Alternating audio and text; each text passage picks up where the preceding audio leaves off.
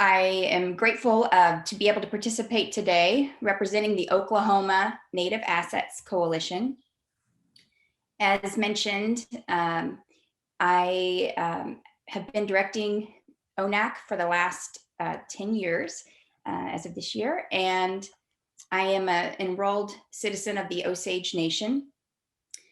I think that we were asked to participate in this session to share some of the work that we do that's multi-generational, culturally relevant, and also integrated.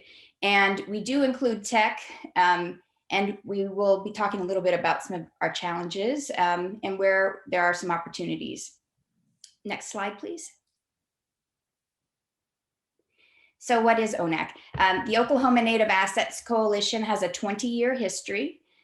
We are a Native-led asset building coalition, and we have historically been in this Native asset building field to try to initially be a resource and a networking group for Native asset building practitioners who were designing individual development accounts and implementing financial education programs.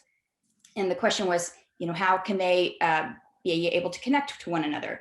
And then over the years, we've also become a direct service provider. So I'll share in a few minutes, are providing some and directly administering several asset building programs. And then we also started doing intermediary funding. We didn't obviously start out that way, but because of need, we are now starting to distribute funds out to tribes and Native-led nonprofits so that they may have the resources to administer their own asset building programs. Next slide, please. So just an overview about our programs, and then I'll dig in a little deeper about some of these and where they integrate and where we have included some technology. So in terms of the mini grant program, so that's where we are helping to distribute funds out so that tribes who, because they are sovereign nations, may not be able to always apply for funding directly from a foundation because they're a government and not a 501c3. So we try to help get funds out equitably as we are able to. Also, we administer the National Native EITC VITA Network. We provide training and technical assistance and engage in national Native asset building research. We've also done some work related to prevention of frauds and scams with several federal partners. We recently published a summary data report about Native women entrepreneurs and some of the challenges they face, and then put out a resource guide for them. We also have been, as of June of last year, been offering financial coaching. So just basic budgeting, home buyer education, and credit counseling. We have generated some Native specific financial education, including an investor education booklet for the parents managing 529 plans. We are offering a seed funded children's savings account program at $100 per child. We also fund emergency savings accounts at $300 per family. As of the start of the pandemic, we have been the Native-led nonprofit that is directly administering funds to families through emergency cash assistance at $500 a family. We administer the first Native Bank On initiative in the country, and we will soon be launching a down payment assistance program. Next slide, please. So what do we think is innovative, and what are the future directions for practice? So I'm just going to briefly go over 5 examples. So if you can stay on this slide, please, I'll go from here with some of my notes. The first one is Native Bank On. So we're obviously concerned. From FDIC data in 2017, 44.5% of American Indians and Alaska Natives that are unbanked and underbanked. And so how do we try with this larger unbanked population to connect our tribal citizens that we're working with to safe and affordable accounts? And so we are in our final year of a fellowship with CFE Fund to do Bank On work. And I believe that Karen Edwards, who's my predecessor at Onac, and who has come back out of retirement to help us with Bank On, is on today. So a shout out to her. We have been trying to connect tribal citizens to Bank On certified accounts. And so we've started with several integrations there. And we are also trying to have communications with several national serving Bank On, or native owned banks that could potentially be certified. And then that would be a really great way to try to connect and get more people banked. So when we try to think about how we link this, we're connecting it to the Native EITC VITA network efforts, the support of Native women entrepreneurs, the Children's Savings Account, the Emergency Savings Account programs, et cetera. And so because of the pandemic, we've had to take this online, and we're not able to do all the in-person events that we previously really enjoyed doing. And so I'm trying to get the word out that way. In terms of another example, the Native financial coaching. And so this coaching is available to any Alaska Native or American Indian located, regardless of where they live in the United States. And the coaching is available by phone and teleconference. And we're serving individuals that live in very rural communities. So if they do not have internet access and they want to get on the phone, and that's available to them, then we are able to do that. And I believe also Felicia Freeman, who is doing this work on Onac's behalf, is also joining today. So I'd like to acknowledge her work there. We try to connect this financial coaching to mainly all of our programs. So the invitation link is available to anyone that's receiving other services. And then we just generally also get the word out that it's available as a national resource. Then we also think about seed deposits for these Native children's savings accounts. So we funded 998 children's savings accounts since 2014. We work with 22 Native nonprofit partners and tribes to help us with the outreach. And really those relationships are critical to all of this work.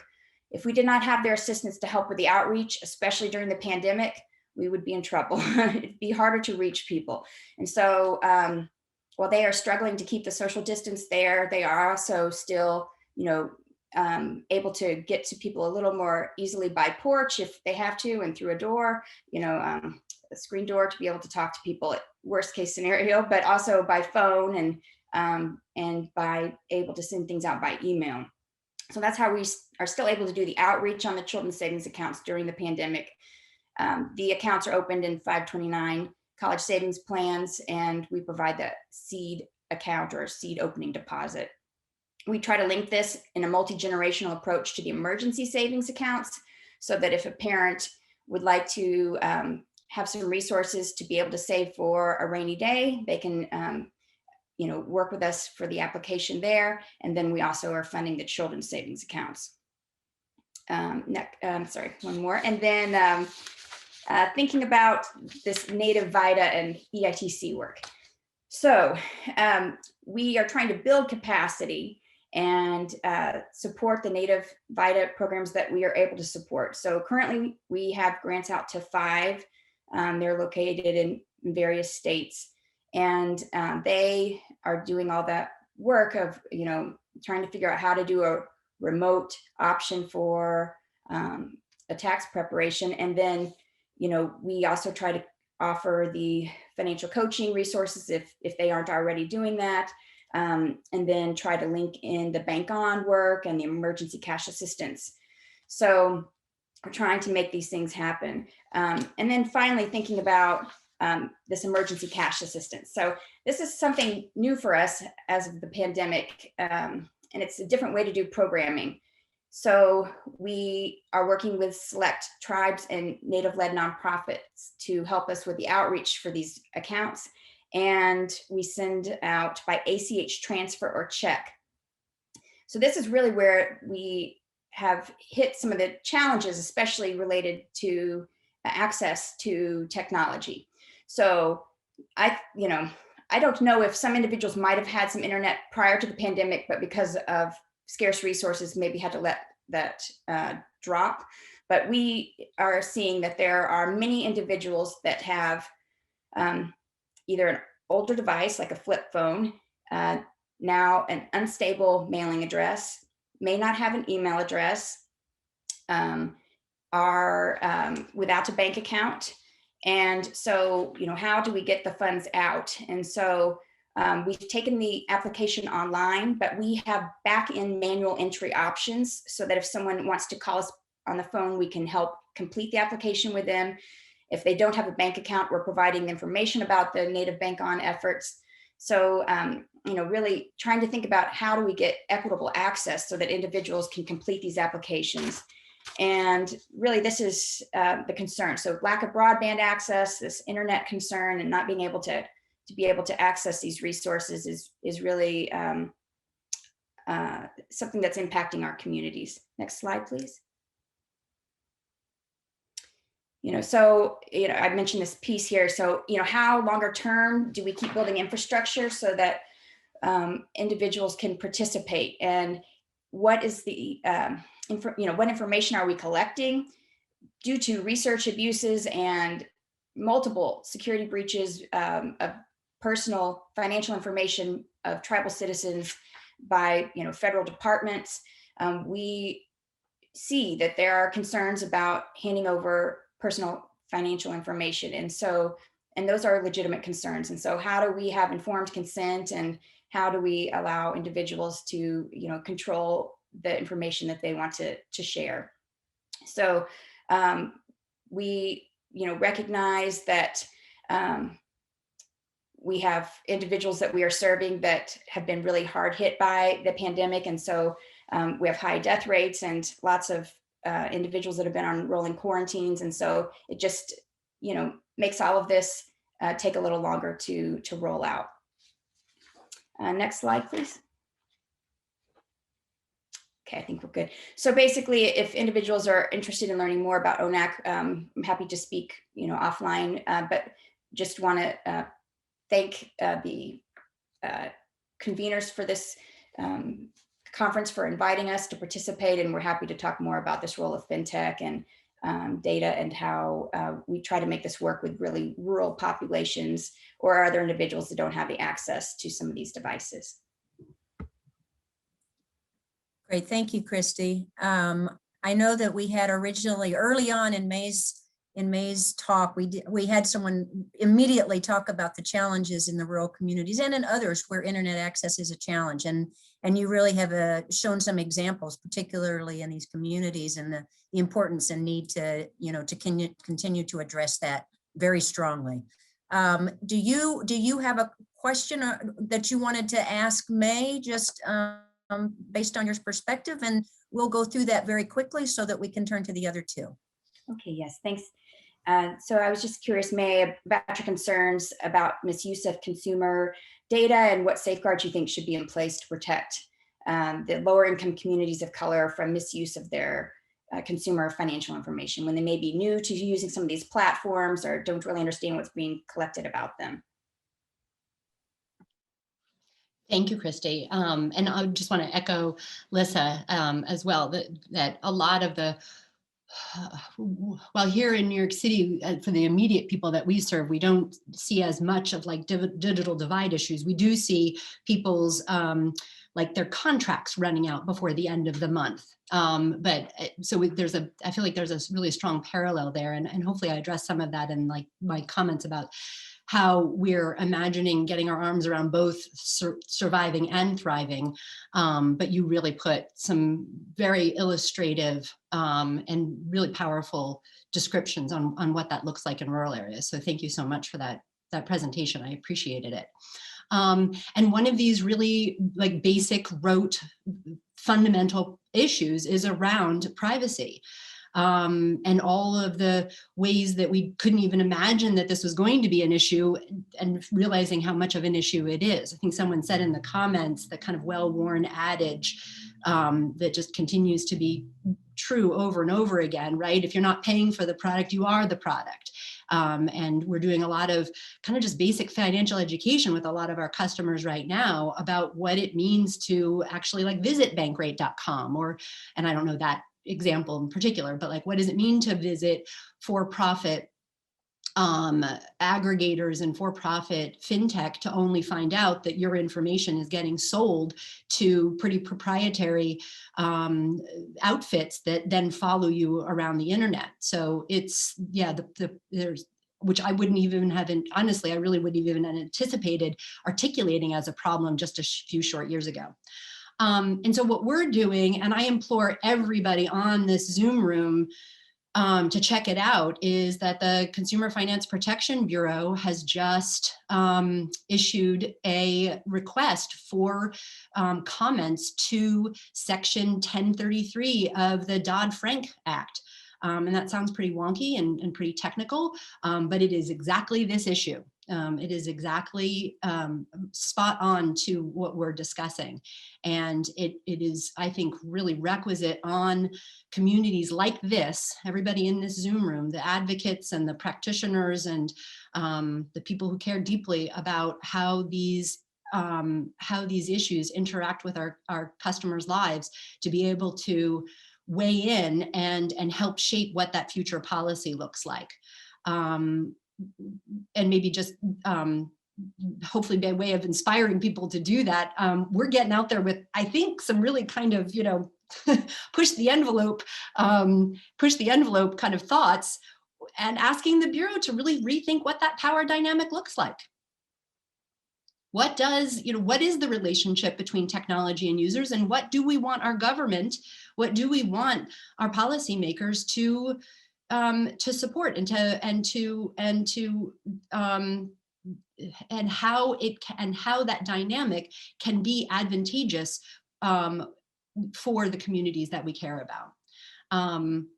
Happy to forward that to anybody who's interested, but I do implore everybody to think deeply about that for yourselves, get it onto paper, and get it to the Consumer Finance Protection Bureau. Thank you for your question, Christy. Great, May, thank you so much. Another reason why we were so thrilled to have you here. So you've got some great answers, and you're doing some great work in helping us to learn more about what's out there. I know there's a couple of questions in the chat. One for you, Christy, and we'll come back to that if we have time. So maybe take a look at the chat. But I'd like to move on now, in the interest of time, is to Margaret Libby. If you would like to take your turn at the mic.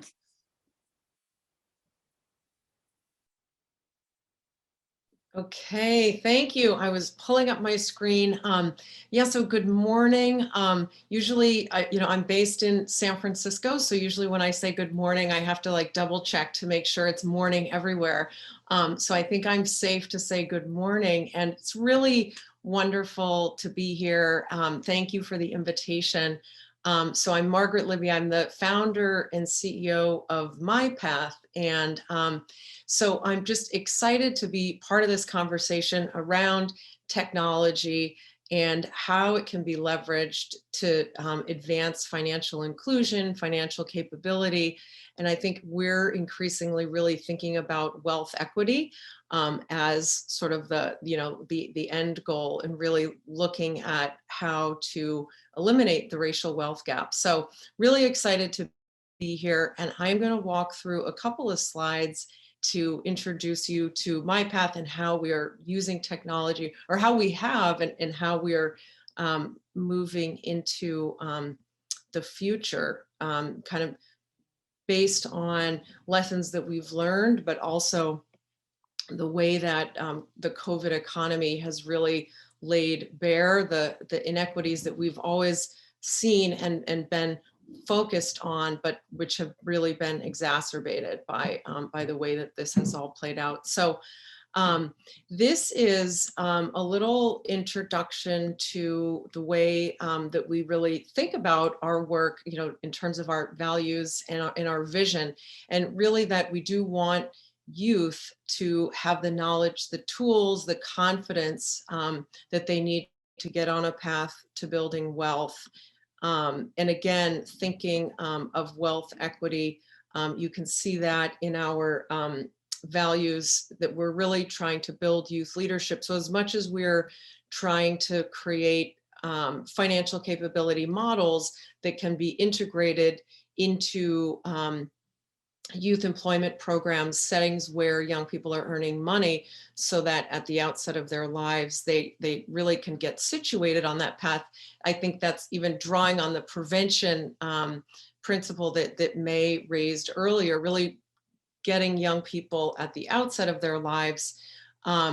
We're also thinking of them not just as participants in that process, but really as leaders and as, you know, designers of the technology, as advocates in making the case for some of the policy changes that need to happen in order for these kinds of opportunities to be available to youth at greater scale. And so you can see there one of our, or actually a couple of our youth addressing some folks in DC in the Obama administration to really advance greater access to youth banking. So let's see, I will go forward. So one of the things, and actually it's again wonderful to be in this great company of this panel, but also of this conference. A couple of the people here, Margaret Sherrod, Trina Shanks, were part of an initial study that we did to really look at how, what was the impact of our model, MyPath Savings, which really did take youth-friendly savings accounts, youth-designed financial education, and then embed those with using direct deposit as a vehicle through the youth employment program. So to really see what was the impact. And so they were partners in that study, and having this study to really demonstrate, have the proof of concept that this approach of, you know, bringing a credit union and a youth employment program and our engagement around the education and some of the capacity building would really produce these kinds of banking rates, goal setting rates, goals met, but also when these supports were in place, that youth were really saving a third of their income, that when you put these structures in place, that youth would use them and not just do the saving, but we were also seeing really exciting impacts on their confidence and their sense of the future and positive outlook on the future. So thanks to that study, we were really able to say, okay, we are on to something here. How do we build technology and as I said, a capacity building model to really bring this set of opportunities and supports to more young people across the country, using the youth employment and youth workforce infrastructure as sort of the place or the channel to build onto. And so we built out what we called MyPath Money in partnership with young people to sort of take the financial education components and the goal setting connected to direct deposit onto a platform, and have used that to bring the model to thousands of young people across the country. And so the other thing that we were able to do is to really, as I touched on earlier, use that data from that study and some of the stories and the young leaders to really advance some of the conversations that we wanted to have around banking regulations in order to make it easier for youth to get into savings accounts and checking accounts. And so I think I saw Louisa Quitman in the chat earlier. So with Louisa and other partners, we were able to bring our youth leaders to tables like this, you know, with Jack Liu, also with then CFPB Director Richard Cordray, and leaders at the Department of Labor to really explore some of the policies that would either, you know, make it easier to get into banking, put requirements into the Workforce Opportunity and Investment Act funding to require financial education, and we hope eventually financial capability, but really using the data that we were able to gather from the study, from the platform, and the young people to advance these conversations and really get some wins there. I mentioned this is sort of a sense of how what our expansion has looked like using MyPath Money. But I think what I want to focus on in this just the last couple of minutes that that I have is really sort of how we're moving forward and thinking about technology. You know, we've been using this MyPath Money platform for the last 4 years. And so based on what we've learned from our partners and the young people that have been using it, we are launching and building a new platform. And so that is going to be something that is going to include not just the learning that our partners are doing and that the young people are doing and the engaging around saving and credit building, but also there will be a place that is more about building community and mobilizing around some of the advocacy work that we are taking on, which moving forward is not going to be just around some of the financial inclusion areas that I mentioned earlier, but really broadening that scope to look at economic rights. And so that platform, I think another thing that I wanted to mention about that, and I think this goes back to the theme that May was talking about around, you know, who is defining the needs, who's designing the technology, and how important that is as we consider what it means to build technology that's really meeting the needs of Black and Brown people.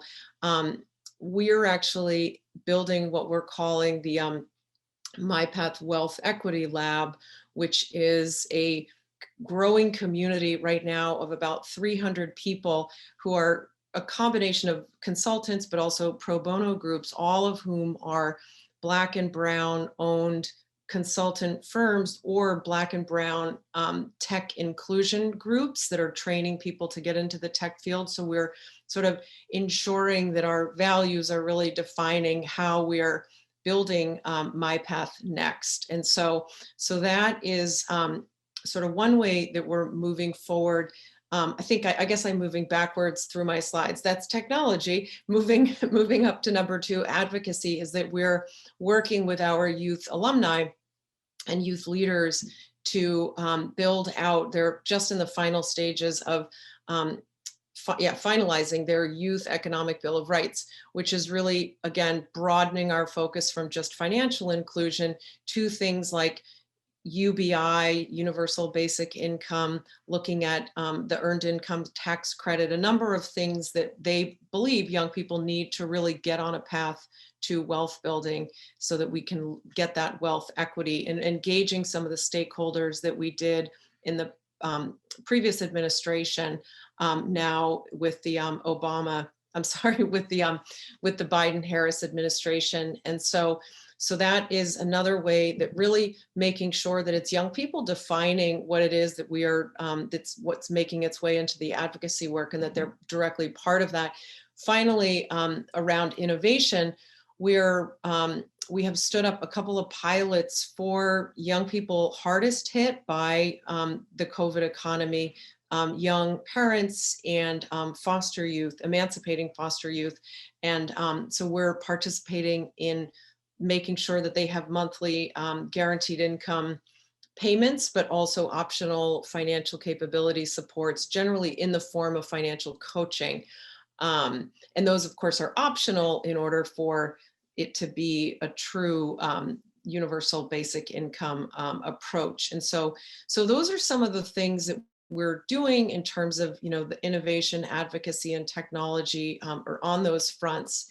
And I think as a way of,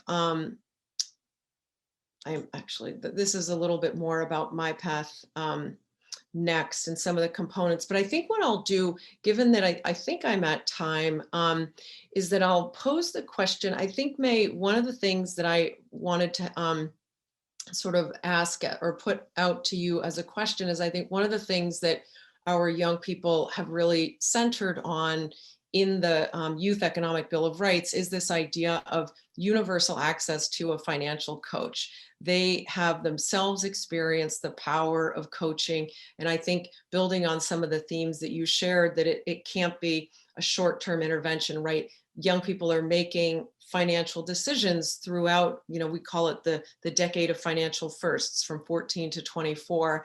And so, as we think about this idea of universal access to a financial coach to support them around, whether it's college, whether it's credit, whether it's identity theft, any number of either, asset building or kind of challenge focused areas that they would want to engage with a coach around.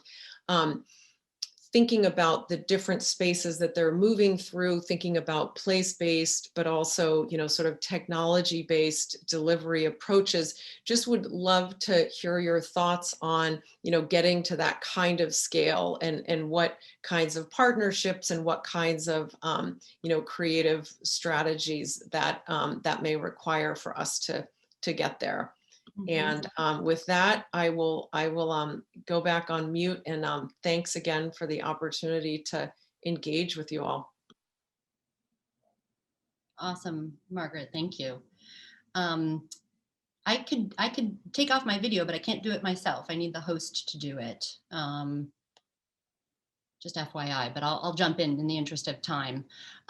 So I love this question because I feel like it really points to the commonality of what all of us, not just on the panel, but so many of us in this Zoom room are working on as well. And I do think we are all so far into these strategies that it is probably time for us as a field to really acknowledge how in parallel and how in concert they have been with one another.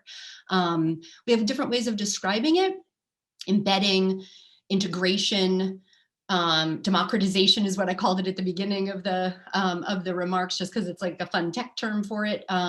But there are so many ways that all of us are working with partners who don't think of themselves as being in our space, right? That's like financial education over there. That's asset building over here, or that's the free tax preparation, right? That it's, and I think that that's understandable in part because of like the way funding has worked, right? Just the different funding sources have given way to different kinds of cleavages and different kinds of silos. That's completely understandable. But I also don't think that it's helped by that personal finance industrial complex either, right? Like that, oh my God, you have to like buy a whole suite of materials to understand what the heck how to make financial security happen. And so much of what our capacity building work looks like, and I think I think I'm speaking not for, I think I'm hopefully channeling a lot of Christy's experiences, Margaret's experiences, Kathy's experiences. I know the Center for Social Development work and all the work they're doing with in the social work context, that we're first helping people understand that it's not that it's easy, it's complicated, but it doesn't matter who you are. You can be a young adult, you can be a domestic violence survivor, you can be rural, you could be urban, and you are still writing the same letter to the credit reporting agency saying, that's not mine, get it off. And the same credit, and the same Fair Credit Reporting Act law applies. And so repackaging it, reorienting it, helping other organizations and practitioners in different contexts appreciate how their work and their mission is related to ours is like half of our capacity building work, is demystifying it and helping bring down those barriers. The very reason that the communities that we care about are at our organizations is because of financial insecurity. The pervasiveness is also, though, an opportunity. The pervasiveness is also a commonality. And I think the more we focus on, and the more maybe we develop a common language and maybe even some advocacy around really appreciating that we all have a version of this, and we all have a history around this, and we all have a lot of accomplishments around this. I feel like the more we be able to, as a field, help advance the notion that I think is what is going to bring us true scale. that we have a statistic, I'm not sure exactly how accurate it is, but that the Department of Labor says that there are 2 million practitioners on the front lines of anti-poverty work. And I don't even think that includes social workers. And that's incredible. Like if all of those people were armed with a discussion, the ability to have a discussion about the proper role of credit in people's lives, or the first steps to how to avoid debt, or the importance of a savings account, or how to access checking, like that would be an amazingly, but not for the sake of, not for the sake of doing it because it advances our mission, but because it helps career goals, because it helps people secure housing, safe and affordable housing, because it helps people become less food secure.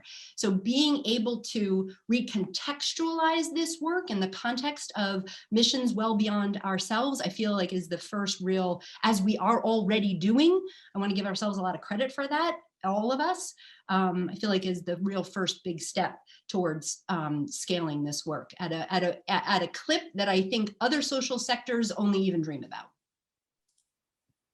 Thank you, May.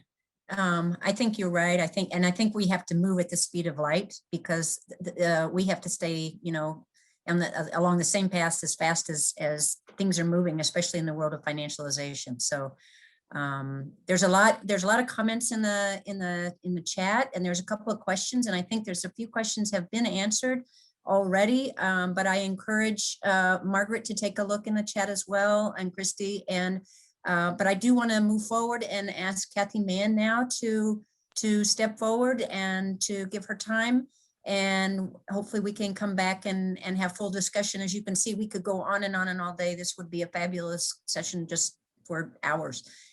Okay, Kathy, let me turn it over to you. Great, thank you, Lissa. And I want to thank the Center for Social Development, Gina and Margaret Sheridan, and you, Lissa, for putting this together. This is a great conversation, and what a powerful start. It's an honor to be part of this group, to be joined by Christy and Margaret, or to be joining Christy and Margaret as discussants, and really a great honor to be with you, May, and what a great framing job of this conversation that you put out for us. My name is Kathy Mahon, and I am the CEO of Inclusive.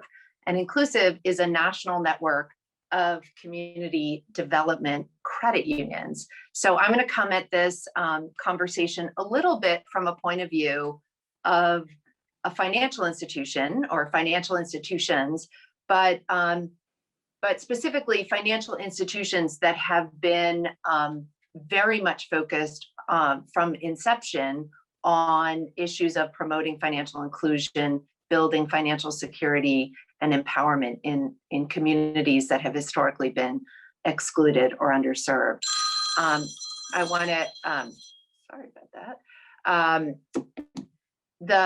I want to give you just a little, for folks, I see in the chat that there's a lot of folks who know about community development credit unions and community development financial institutions, but there's probably some folks out there that don't. So a very quick sort of high level grounding on what we mean by a community development financial institution, or a community development credit union specifically. The term community development financial institution is sort of an umbrella term for a lot of different types of institutions that have a primary mission of promoting community development in communities that have been historically excluded. Within the sort of umbrella term of CDFI, there are community development banks, there are community development credit unions, there are community development loan funds, and there's something called community development venture capital funds. But we're all united by a common purpose, which is trying to direct capital to communities where we can see through a variety of different ways, where we can see that capital go towards building better, stronger, and more inclusive economies.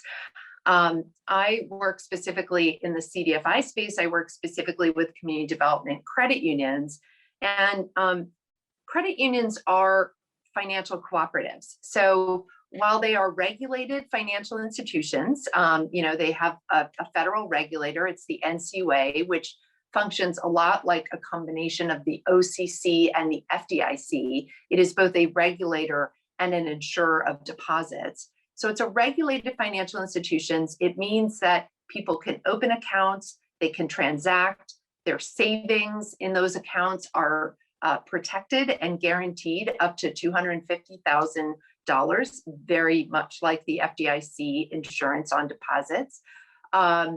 You can interact with the financial institution in terms of basic banking needs and transactional needs, but they're also lenders. And in the case of community development credit unions, the vast majority of their activities, in addition to, on the one side, taking in deposits, providing banking services and banking access in their communities, they also redeploy those deposits back out into the community in the form of safe, responsible loans. And those loans can be anything from super small, basic consumer loans, like a alternative to a payday loan, $500 emergency loan for basic needs. And that can go all the way up to loans for bigger items that a household might need, like a refrigerator or household goods. Community development credit unions also do mortgage loans. They do second mortgage loans. They do home equity lines of credit and loans. And they also finance small businesses. So really you have a whole gamut of sort of lending products and services and deposit taking and transactional services that a community development credit union can offer. What makes them unique in the banking space or the credit union space is that, as I mentioned, because they are CDFIs, they see their work as specifically focused on getting these products and services out to communities that had sort of historically been redlined or excluded or unable to access basic banking. So, there's a technical definition on the CDFI front about, how it's a certification that the US Treasury Department provides that basically says, it's a financial institution that has not only a primary mission of promoting community development, but the vast majority of their financing activities is going to low income and underserved communities. So whenever you're working with folks, whether they be community banks or community credit unions or loan funds or other entities, if they have that sort of CDFI certification, that's sort of like your good housekeeping seal of approval, right? This is an institution that has a mission that is aligned with the sort of advancing the financial security and well-being of the individuals in the communities that they're serving. So it's always good to know what that is and to be reflective on sort of how to sort of identify good partners in the work that you're doing.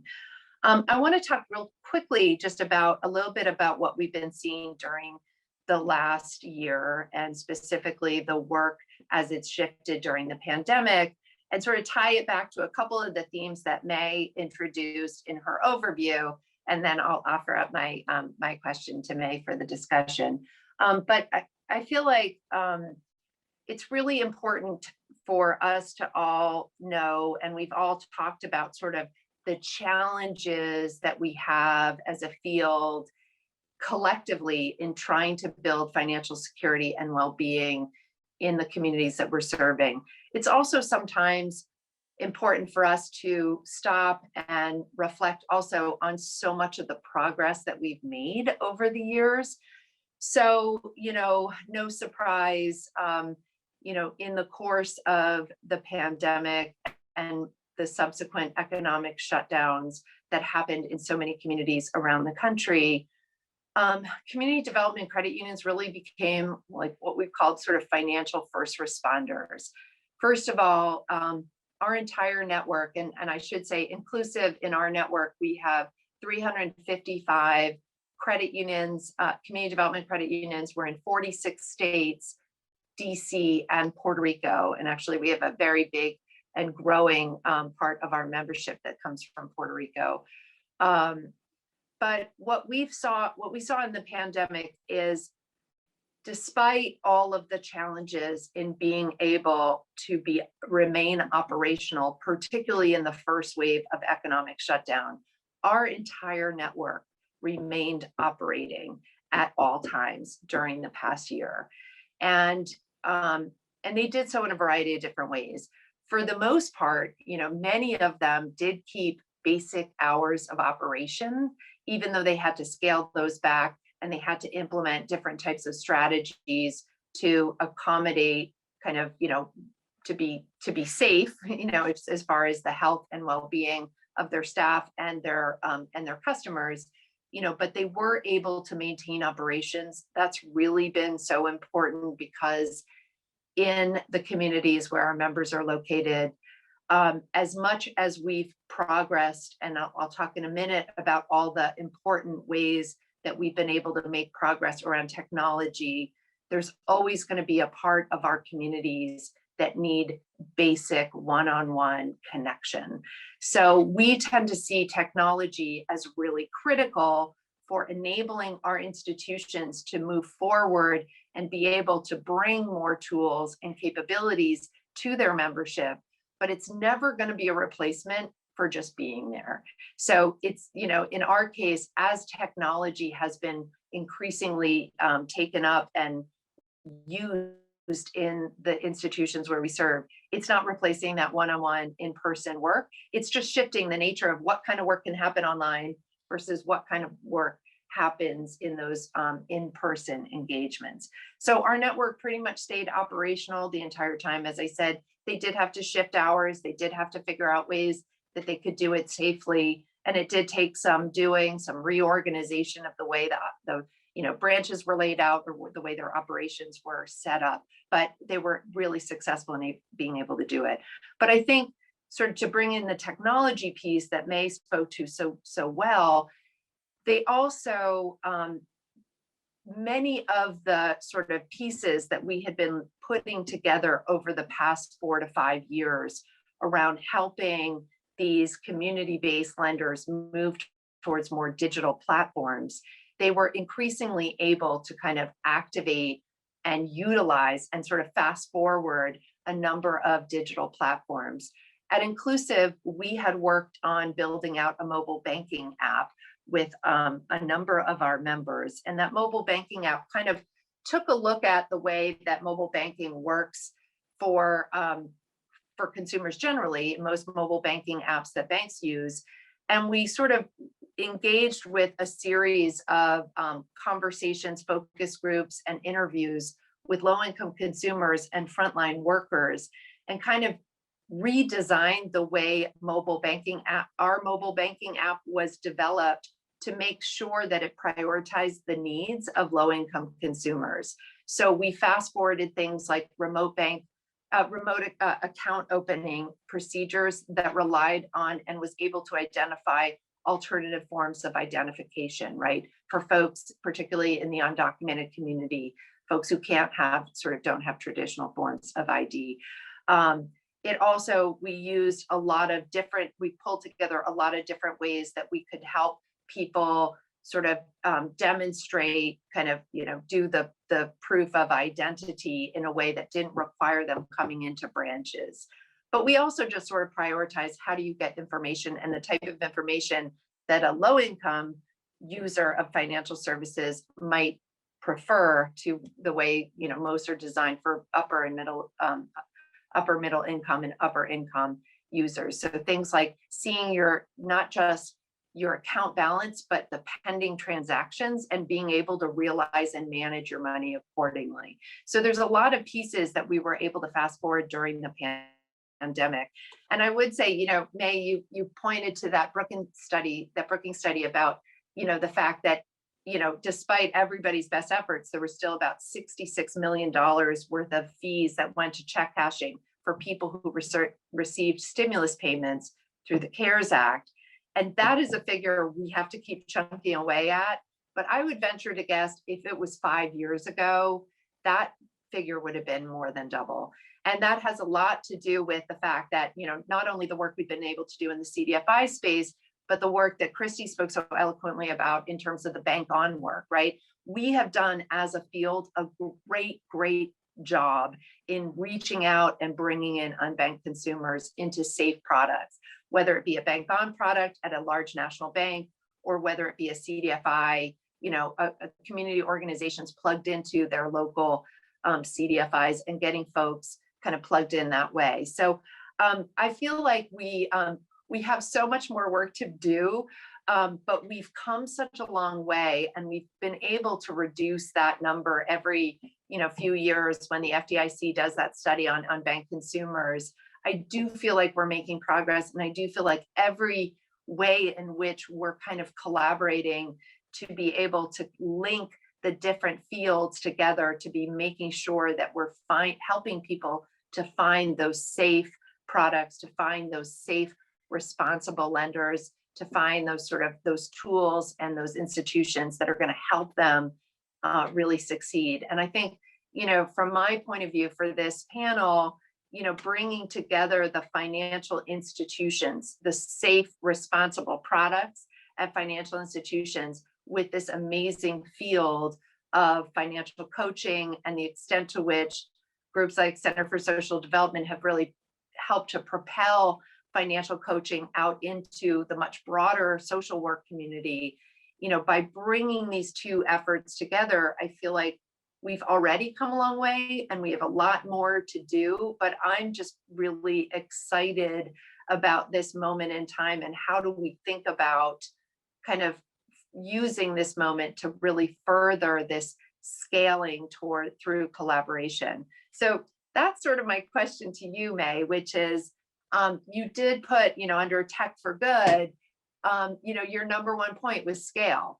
And that's the number one that's a big piece that we're all looking for. We've got to chunk away at that $66 million that's going to check cashing fees. We need to reach out to all those folks that, Christy was talking about, in terms of, folks who are in rural communities who haven't been able to sort of access digital tools.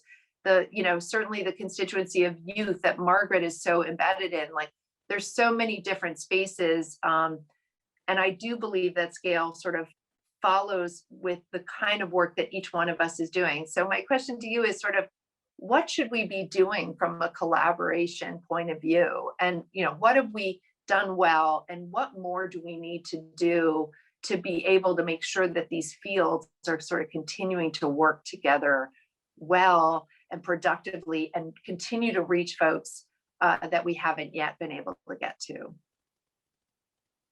Awesome. Yeah, landing with the really big question, right? Landing with the really big deal. Let me first let me get to collaboration, but let me first maybe just do a little bit more of a description on this recommendation engine that we're building, because it's so there's so many themes and there's so many principles about it that is so aligned with a lot that you talked about. And so I discussed this much earlier, that it is the sixth offering on our platform that matches customers with financial products based on their needs and their financial goals. And so when a practitioner collects just basic demographic information, what are the presenting issues, why did someone reach out, and then says, but what's your financial goal? What do you want to be able to get out of this?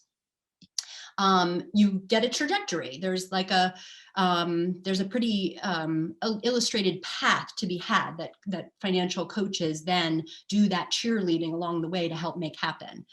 And what we have built for ourselves is junctures along that trajectory that allow our customers access to safe and affordable products, but also ones that given all of our research, we know will meet the needs of very specific populations that our practitioners served. And so we have drafted what we call a seal of inclusivity that documents all of the threshold issues that allow or threshold criteria that allow the products onto the platform. And there are a lot of the usual suspects, right? Affordability, transparency, safe, affordable, a lot of the, Banked On was definitely a, Banked On financial health networks, Compass principles. There are a couple of really great field-wide standards. Where there is synergy, though, is where there's particular synergy is, I feel like, with the opportunity for collaboration with financial coaching is the latter part of this work that will allow the products to stay on the platform. And that's our seal of equity. And so one huge component of that is just like, what do the customers think? You know, is it a pain in the ass to use? Is it in my language? Does it do what it said it was going to do, right? Like just like a Yelp-like thrust to the what do customers think, and are they behind the product? Will they tell their friends and families about it? What technology affords us, though, is the opportunity to think about what the validation can look like when a financial coach has all of the information around what someone's progress looks like towards their financial goal against that product uptake, usage, retention, and then that in the data, in the results, in the outcomes, in the yes, it does build financial security. From our perspective, the product stays on the platform. And I think that the proof is in the pudding, kind of, you know, we've talked a lot about outcomes and results and holding ourselves accountable to the success of our customers. I feel like being able to blow that up, really being able to hone in on that truth is where that collaboration can really align, because it's the financial coaches that have all of the who, what, where, and whys. And then the financial institution has the power and the capacity to offer the product and, you know, the regulation. I mean, like all of the real technical aspects. So it's like the heart and mind almost kind of like, perhaps joining. And then if I can say one more thing, and that's that I feel like there's an aspect of this, hopefully I'm not repeating myself, that like, that is so valuable about your work, Kathy, and that's the relationship that the financial institutions that you represent have with their communities. That isn't true of a handful of the products that we have on the recommendation engine, because there's some big names in there. There are a handful of big names. It'll be interesting to see if they stay. But that whether they're community development credit unions or CDFIs or minority-owned banks, like banks that are owned and operated and managed largely by BIPOC, or even maybe regional banks where they've developed because of a need in their particular region, like that relationship, like just CDCUs, like fields of membership, right? I mean, it's like in their very kind of, you know, reason for being, that relationship and that trust and that knowledge and that intimacy and that appreciation, that value is what you really want tech to be able to accelerate and accentuate and support and nurture. I should have started with nurture and then ended up with accelerate, but you really want tech to be able to embrace that. And so one thing that'll be super interesting, if we're also lucky to be invited by FCAB maybe in another year or two, is to compare notes. In building this recommendation engine, we're pretty excited that of the 200 products that we've put together in the library, we're only offering about 8 right now, but we've got a library, our customers, our partners, our friends and family from the field. The library has been populated from all quarters. 30% of them, 30% of the products in the library for the seal of equity are owned, operated, produced by either women and or people of color. And so our thesis is very similar to the very nature of the community, of the financial institutions that you represent, is that reflection of who we serve, that the product makers reflect the people that we serve, will bear itself out in the results. That because the product makers reflect the communities, that they will be better products, that they will be more effective products, they will be more powerful products. So I hope my kind of version of how we're thinking about this is hopefully answered your question, but I think it's at core, it's that it is in that relationship.